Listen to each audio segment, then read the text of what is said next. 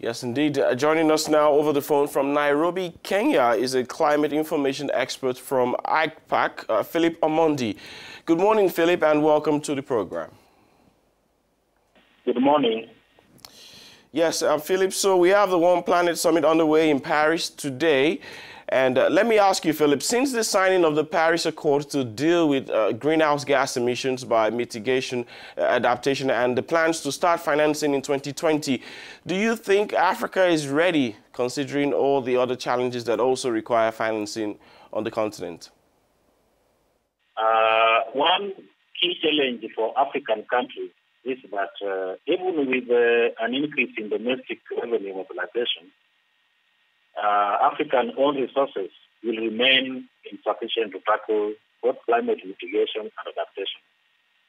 As a result, there is need for international cooperation to fill Africa's climate funding gap.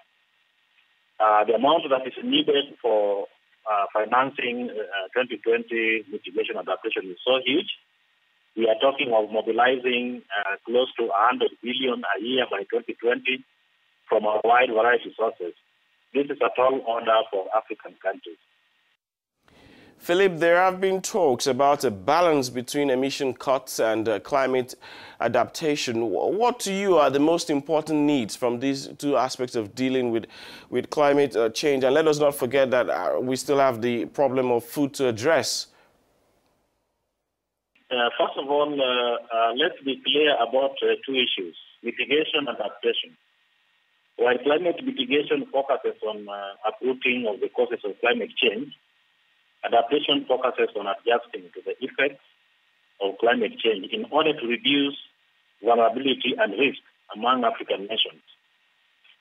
It is noteworthy that Africa needs not only to implement climate adaptation strategies, but to reduce its vulnerability to climate change, but also adopt mitigation measures in order to achieve sustainable growth. In contrast to developed economies, where the focus is on climate mitigation, both climate mitigation and adaptations are pressing issues for Africa that needs to be looked into.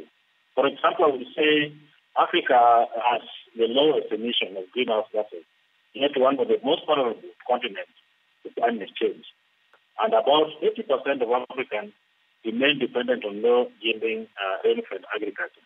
So global warming, even if it is limited to 2 degrees Celsius according to the Paris Agreement, increases in the risk of drought will still be there in, for instance, Southern and Central Africa, while the risk of flooding would be very prevalent in East Africa by the year 2020.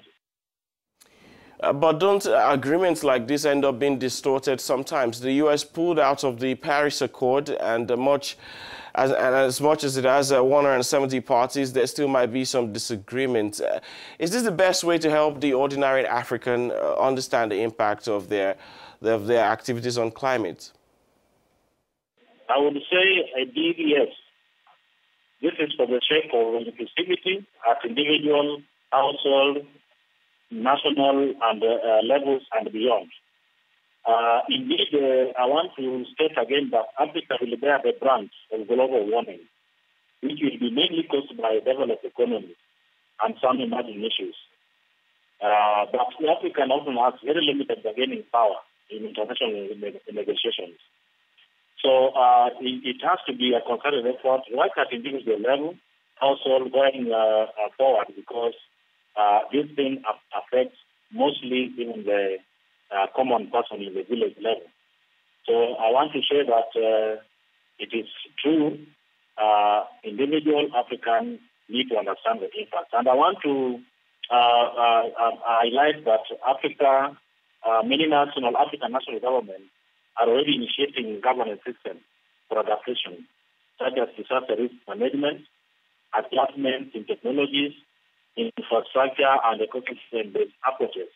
All these are at grassroots level, so that a common man can understand